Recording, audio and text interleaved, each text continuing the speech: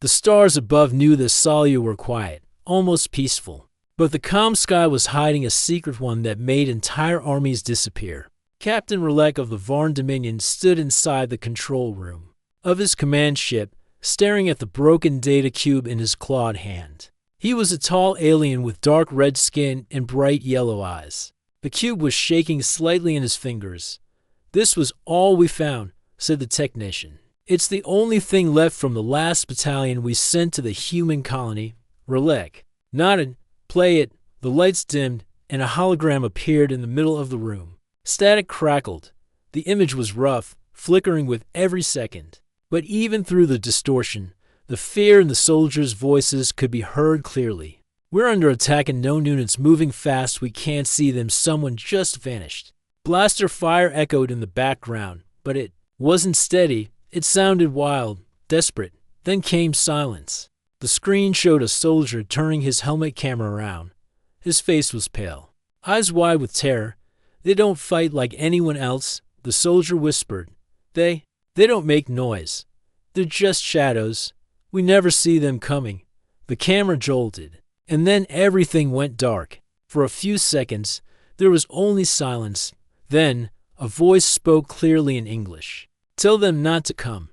The hologram ended. Captain Relek stood still. The room was silent. Everyone watching him, waiting for orders. He turned slowly and looked at his crew. "That was a full battalion," he said. 300 soldiers, gone. One of the junior officers, a blue-skinned alien named Tiluk, stepped forward. "Captain, we should ask for reinforcements.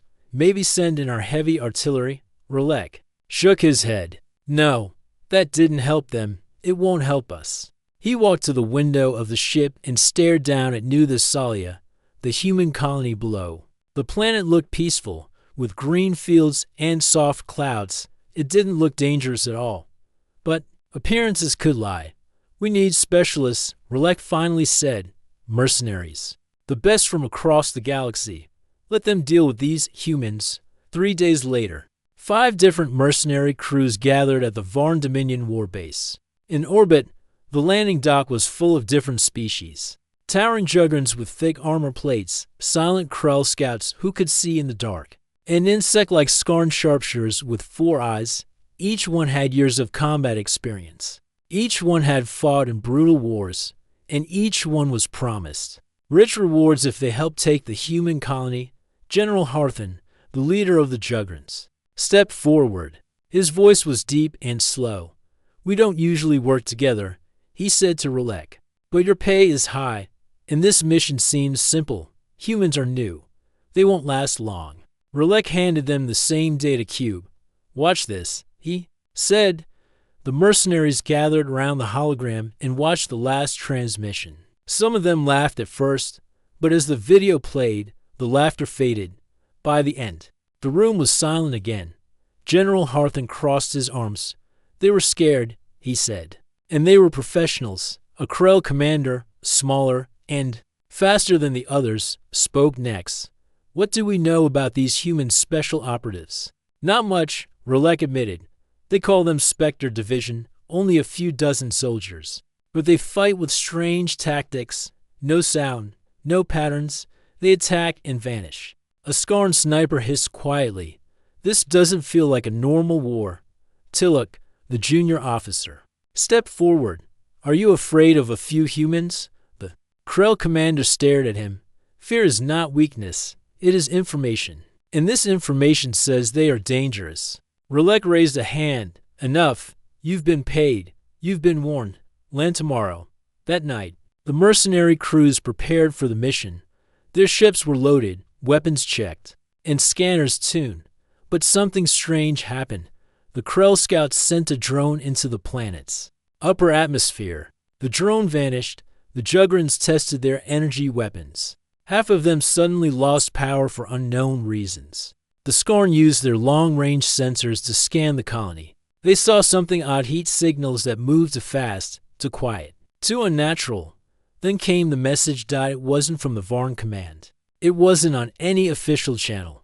But every mercenary ship received it at the same time. It was just a voice, calm, confident, human. "You were warned.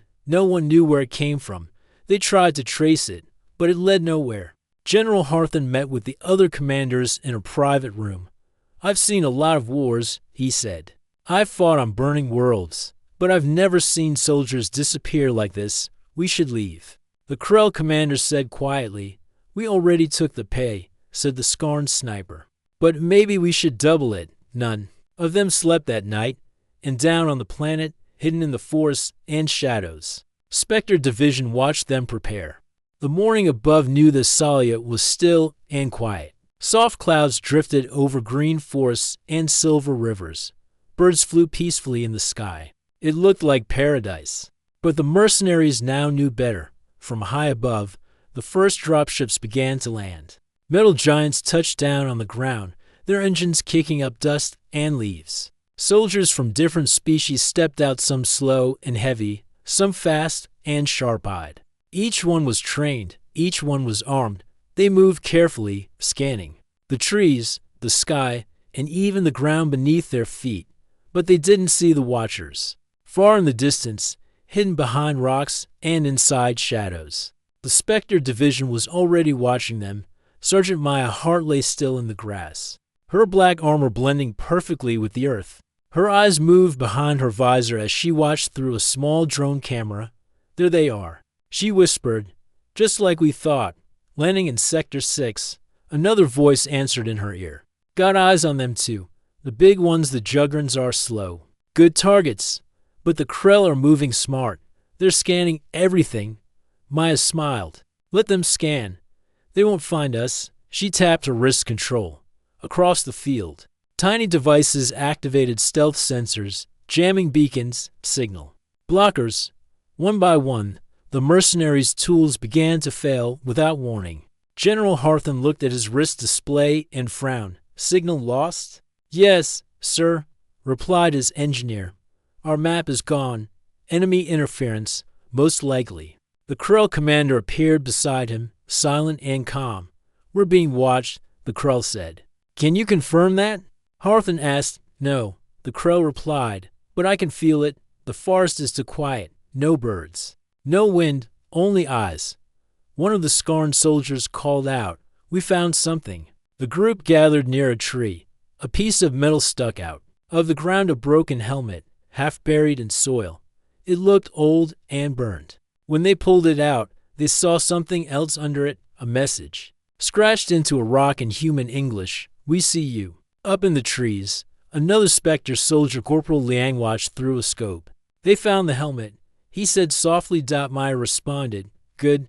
That was the point." "Should we move in?" "Not yet. Let them worry first." Spectre Division was small. Only 20 soldiers were on the ground. But each one was trained for this type of mission: stealth, confusion, and control. They didn't fight like most armies. They didn't use large weapons or open battles. Instead, they studied the enemy. They waited. And when the time was right, they struck fast and disappeared. This was not a war. This was a warning. That night, the mercenaries set up camp in a wide open field. Strong lights were placed in every direction. Guards stood alert with scanners and motion trackers. But still, they felt uneasy. One of the Juggernaut soldiers woke in the middle of the night and saw something strange. His weapon was gone. It had been beside him when he slept. He shouted, waking the others. Soon, every tent was searched. No one could find the missing weapon. Then, they found it. The weapon had been placed on top of the command tent, standing upright, pointing at the sky. No one had seen who did it. No alarms went off. No sound was heard. The Krell commander said nothing. He just walked to the edge of the camp and looked into the dark forest. He stared for a long time. Then he spoke. "They were here. They walked through our camp while we slept, back in the shadows." Maya and her team moved silently through the trees. They stepped over twigs without breaking them, slid past lasers without triggering them, and left no footprints behind. They reached a cliff that looked down at the camp. "Phase 1 complete," Maya whispered. "They're scared." Another voice came in. "I heard a Scarn officer called for a transport. Wants to leave early." Maya chuckled. "Smart bug." She looked through her binoculars.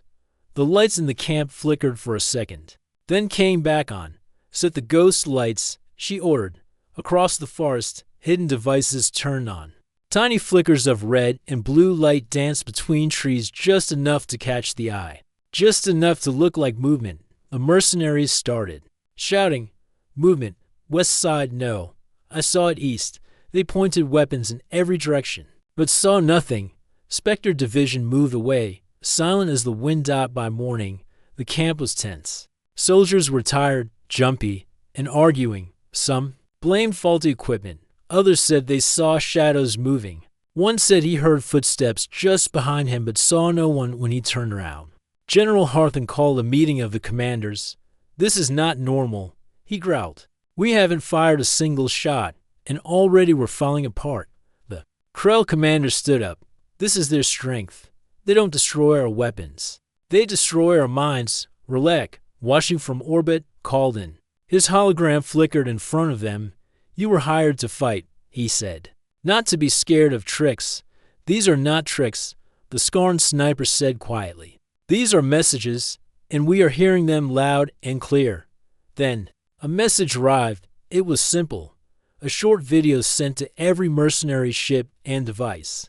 It showed one of the Juggernaut soldiers from last night, his weapon missing. The video was from a drone. Hidden nearby, the timestamp proved it. The Juggernaut had been asleep, and behind him, just for a moment, a human figure walked past. Black armor, no sound, no fear. And then vanished. No one had seen it happen in real time. The screen went black. A message appeared. "Leave while you can." From the trees, Maya Hart watched the camp. She saw soldiers packing bags, some speaking quietly to their commanders. She saw fear in their eyes. She spoke to her team. "We're not here to destroy them. We're here to show them what happens when you try to invade a human colony." Liang asked, "You think they'll leave?" Maya smiled. "They're already thinking about it, far above. In the stars, new orders were being written. Not by the humans, but by the ones who came to fight them. And none of them wanted to be the next ones to disappear in the dark." The war room on the Varn Dominion command ship was colder than usual. The air felt heavy inside. The mercenary leaders stood in silence. No one joked. No one smiled. They had seen the footage. The human figure walking behind a sleeping soldier.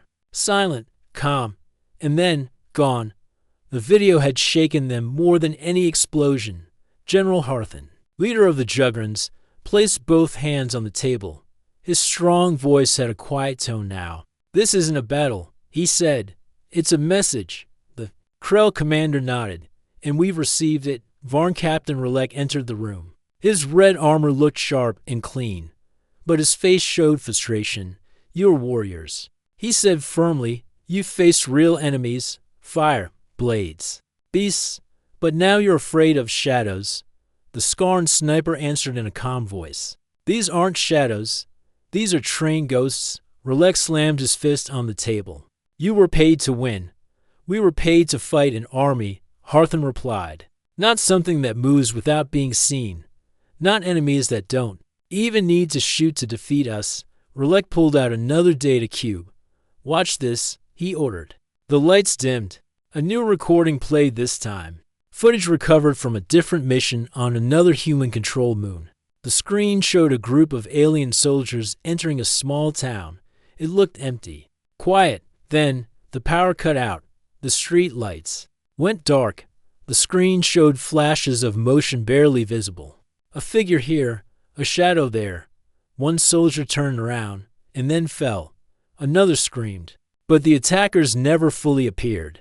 The last frame showed a wall with words burned into it. "We protect what is ours." The screen faded to black. Back in the camp on New Thessalia, the soldiers were restless. Some packed bags, others argued. A few simply stared at the trees, expecting something to appear at any moment. The Krell scouts refused to leave their tents alone. They moved only in pairs now. The Juggernaut doubled their guards. The Skarn placed extra sensors, even though most had already stopped working. But still, things kept happening. One Krell soldier found his knife missing, later returned and stabbed into a tree near his tent. A Juggernaut patrol vanished, no sound. No signs of a fight, just gone. One of the Scarn snipers received a message on his personal visor. Even though it was not connected to any network, you are being watched. He collapsed from fear. Meanwhile, in the dark hills beyond the camp, the Spectre division watched closely. Maya Hart stood beside a holo map showing the mercenary positions. "They're breaking down faster than we thought," she said. "We haven't even started Phase 2. Corporal Liang looked through his scope. "I see lights turning off in Sector 3. That's the Jugrons. Their generator failed." "Was that us?" Maya asked. "No, just their own tech giving up." Maya nodded. "Even better. Let their own fear do the work." Another soldier, Private Soren, spoke up. "Orders." "Wait," Maya said. "Let them come to us." Back in orbit, Captain Roulette called a second emergency meeting. "We cannot stop now," he said. "We will lose face with the Confederacy if we retreat from a colony." The mercenaries didn't reply. Roulette continued. "Fine. You need more data. I have something." He pressed a button, and a hologram showed a human soldier fully suited in dark armor, helmet on, standing beside captured Varn tech. "We found this footage in a human base after a different battle." Roulette said, "Listen to what he says." The hologram soldier spoke clearly. "Spectre Division does not start wars. But when we're called, we finish them quietly. We don't need medals. We don't need songs. We only need one thing: our target. You think your size, your strength. Your ships make you strong. But strength isn't about fire. It's about control. And we control fear." Then he looked directly at the camera. "By the time you see us, we've already seen you. By the time you hear us, it's already too late." The video ended. The room was silent again. The Krell commander finally spoke. "This is the first enemy that doesn't want to be seen. Not because they are weak, but because they already know how this ends." The Scarn leader looked at Roulette. "If you want to stay and fight, go ahead. But we are not ready to face an enemy we cannot touch." That night, the camp received another surprise. A single mercenary shuttle landed near the camp perimeter. Out stepped a creature no one expected: a human. Not a soldier, not a prisoner. A messenger. She wore no armor, just a black uniform with a small Spectre Division patch on the arm. Guards raised their weapons. But she raised her hands calmly. "I'm not here to fight," she said in Galactic Common. "I'm here to deliver a message." General Harthen came forward. "What message?" She handed him a metal cube.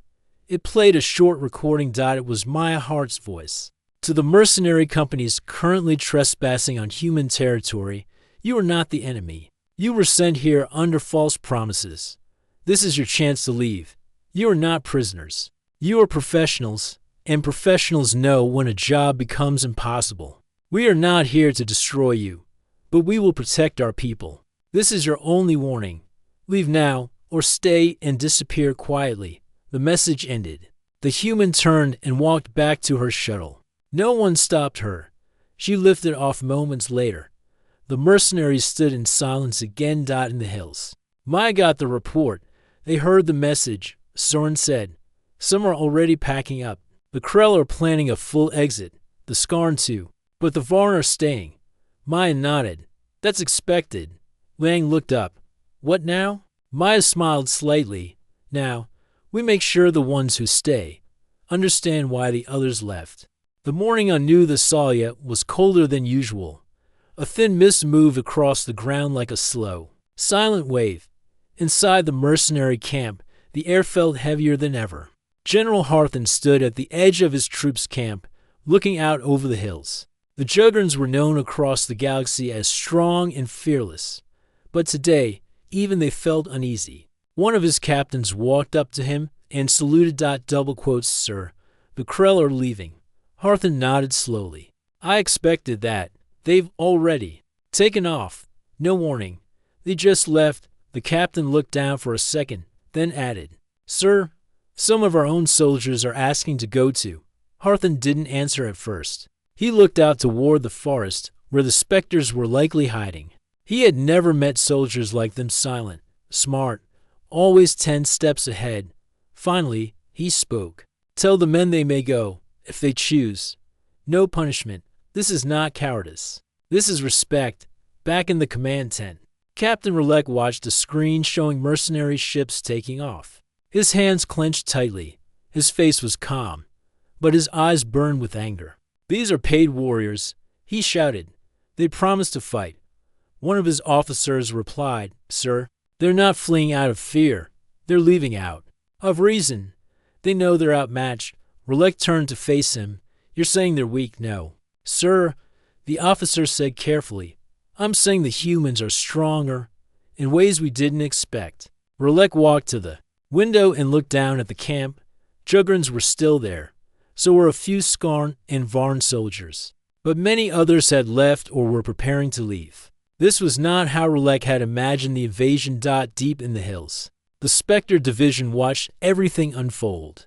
My heart sat inside a small cave with a holomap glowing in front of her. The camp was marked in red. Departing ships were marked in green. Liang entered with a small smile. "The Krell are gone. The Skarn are halfway packed. The Jugrans, well, they're thinking. They always think before they move," Mai replied. "That's why they're still alive after so many wars." She turned off the map and looked up. "It's time for the final push." Liang nodded. "Phase 3? Phase 3, she confirmed. That evening, something strange happened in the Jugran sector. Their lights began to flicker, but only in certain tents. A soft sound like footsteps was heard, though no one saw anyone walking. Inside General Harthen's personal quarters, a message was found waiting on his table. He hadn't left it there. No one had. It was written in clear galactic common. "We know you are not our enemy, but you are on our soil. Leave before you become one.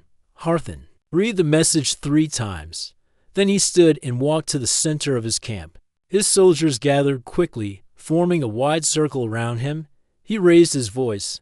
"Brothers, sisters, we came for honor. We came for gold. But we also came with a choice." He held up the note. "This enemy we face, they do not strike from hate. They strike with purpose. They do not speak with fire, but with silence. And I have heard their silence louder than any roar." He looked around at his warriors giants, covered in armor, each one trained for destruction. "But if we choose to leave now, we do not leave in shame. We leave with wisdom. Because a true warrior knows when a fight is not worth the price." For a long time, there was no sound. Then one Jugran stepped forward and placed his weapon on the ground. Another followed. Then more. No words were needed. The Jugrans began to pack from the hills. Spectre division watched the movement. Maya saw the largest heat signals Jugrans moving toward their transports. "They're leaving." Soren said. Maya nodded. "They got the message," Liang added. "That just leaves Relek and his Varn troops. Then let's finish the story." Relek received the news 1 hour later. "The Jugrans are evacuating, sir." His face turned red with anger. "How many?" "Almost all of them." Relek turned to his remaining soldiers. "Prepare the Varn Guard. We go down there ourselves. No more waiting. No more games. If no one else will fight, we will." His officers hesitated. "Sir, we and now." They had no choice. As the Varn Guard began to move toward the colony, Spectre Division activated the final phase. Maya gave the order. Start Ghost Protocol. All around the forest, small black drones rose from the ground. They didn't attack. They only projected images, copies of Spectre soldiers walking silently through trees, stepping over logs, appearing and disappearing. The Varn soldiers saw them from a distance. Targets spotted. They fired, but nothing happened. The images vanished. Then more appeared in a different place. Then another group, and another.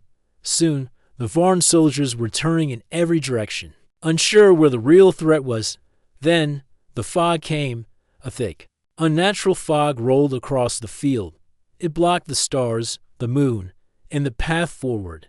Visibility dropped to 0. Relek stood frozen.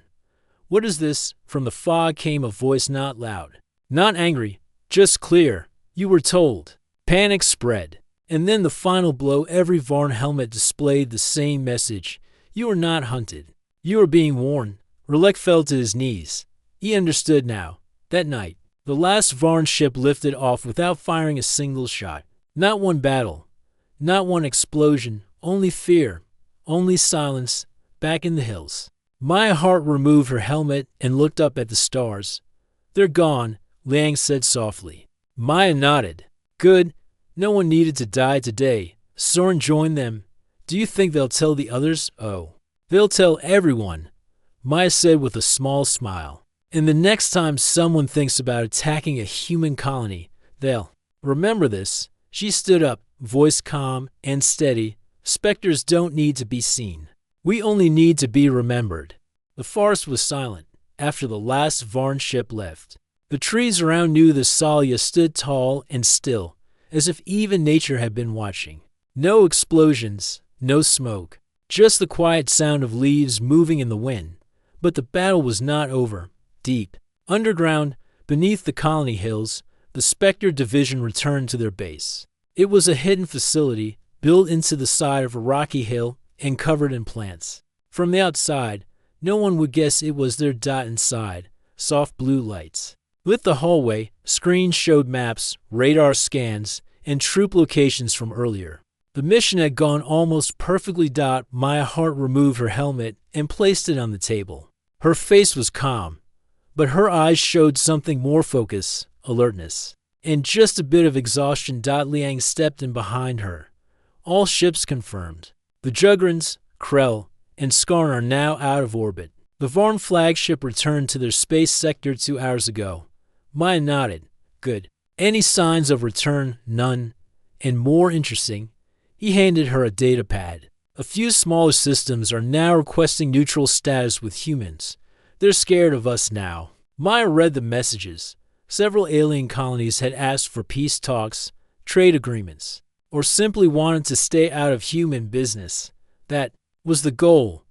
We didn't destroy anyone, she said softly, but they remember us up in orbit. Inside the Varn Dominion flagship, Captain Relek sat alone in his dark quarters. The room was quiet, except for a small screen showing a freeze frame of the Spectre message. The human soldier's face was hidden behind a helmet, but the voice still echoed in Relek's mind. You are not hunted. You are being warned. Relek had fought in over 50 campaigns. He had seen worlds burn, cities fall. But this time was different. The humans had not fought with power. They had fought with fear, silence, and control. And somehow, it had worked better than any weapon. His officer entered. Sir, shall we begin repairs? Relek didn't answer for a moment. Then, he said, No, we go home.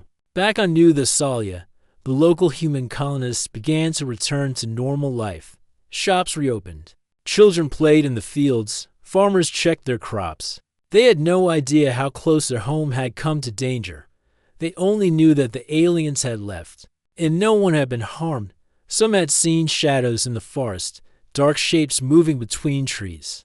A few even claimed to have heard whispers at night, like voices without mouths. But no proof was ever found. That was how the Spectre Division worked. Inside the base, the Spectres held a quiet debriefing. They didn't use loud music, long speeches, or medals, just short reports, calm words, and a simple nod of respect. Maya stood at the front of the small room. We were called to defend this colony, she began. Not by force, but by fear. Not by war, but by wisdom. She looked around the room. Some faces were young. Others had seen years of quiet battles. But all of them had chosen this life, protecting from the shadows, defending without being seen. We showed the galaxy something today, she said. That humanity doesn't just fight harder. We fight smarter.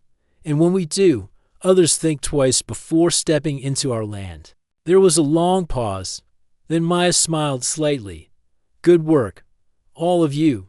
Later that night, she walked alone to the top of a nearby hill. From there, she could see the stars. One star was moving slowly. That was the last Varn ship, leaving. Human space. Liang joined her. You think they'll come back? He asked.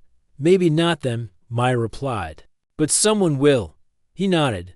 We'll be ready. Maya looked at the earth below. Fires had once burned here, years ago during the first alien invasion. But now, the grass had grown back. The trees had returned. We didn't have to burn anything this time. She said, That's the real victory. The next day, across the galaxy, rumors spread like wildfire. Stories told of elite human soldiers that moved like ghosts. They said the mercenaries were too afraid to fight, that entire armies had left without a single shot.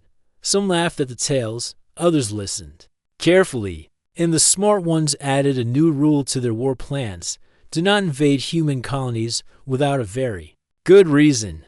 In a conference room on a distant planet, leaders of a neutral species discussed what had happened. Are the stories true? One asked. Did the humans really scare off 5 mercenary groups? A scientist spoke quietly. I studied the signals. The footage is real. But the strange thing is, there was no actual damage, no major attacks. Then how did they win? The scientist paused, then answered. They never fought. They just watched and let fear do the rest. Back at the Spectre base, a quiet message was sent to Earth. Mission complete. No human lives lost. Colonies secured. Psychological defense successful. Spectre division returning to deep watch status. No reply came. But somewhere in the silence of space, Earth received the message, and someone smiled. In a quiet hallway, Private Soren walked beside Liang. Do you ever wish we had open battles? Soren asked. Fame, medals, big victories. Liang chuckled. No, we do what others can't. We stop wars before they begin. Soren nodded slowly. I guess that's even more powerful. They walked past a wall with a quote carved into the stone. It read, Victory is not when the enemy falls. Victory is when they choose not to rise against you. And far beyond New Thessalia, in the deep corners of the galaxy, mercenaries now spoke in hushed voices.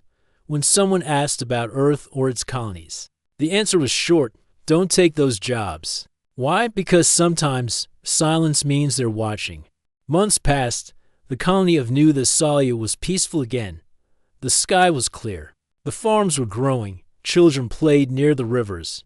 Life had returned to normal.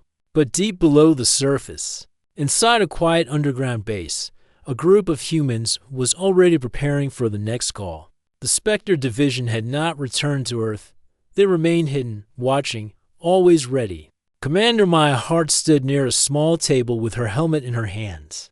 The mission had ended without a battle, but the effects were still spreading. Far beyond this small planet, she looked at a report that had just arrived.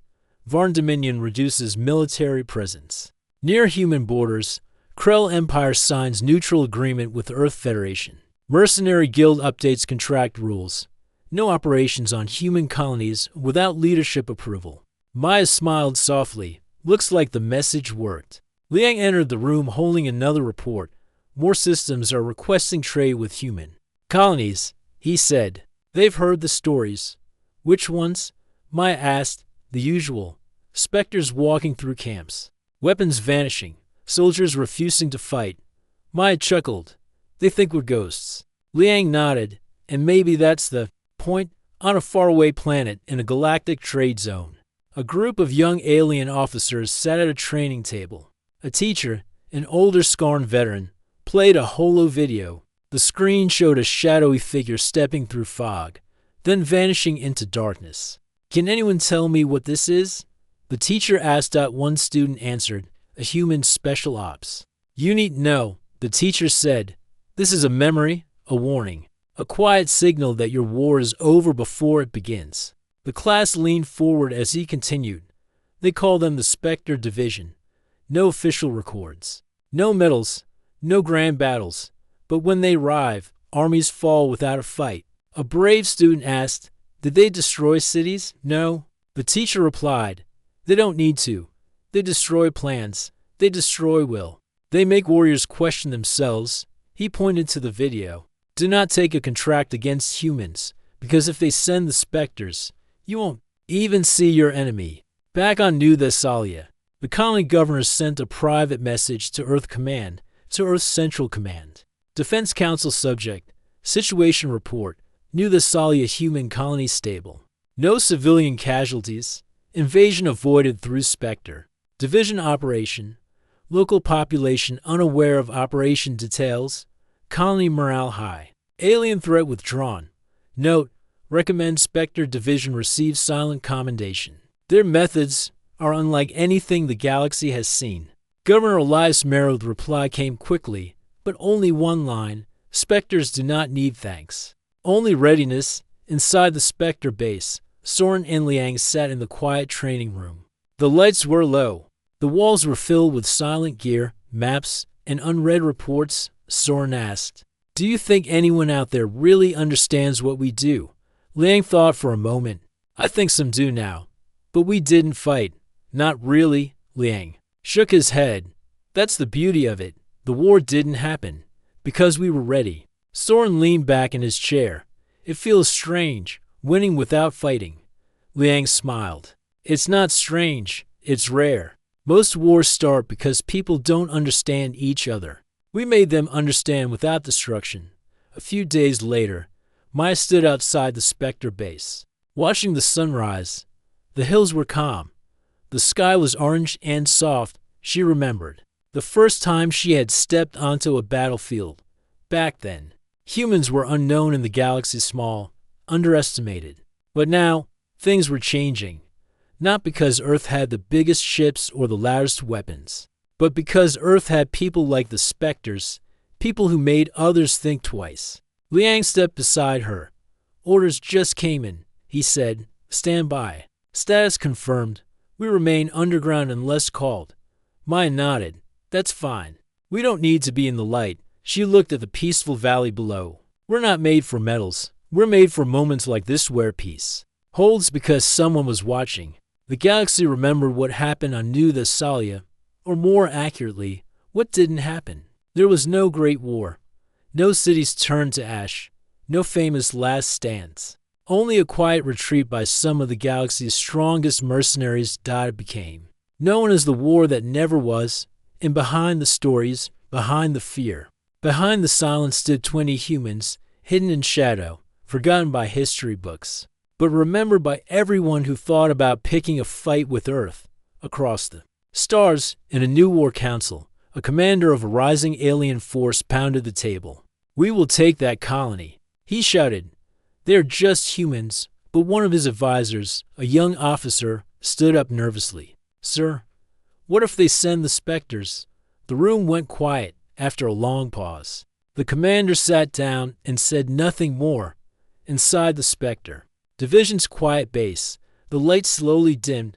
Maya placed her helmet back in its case. Her voice was soft, but full of meaning. Another mission complete. No one clapped. No one cheered.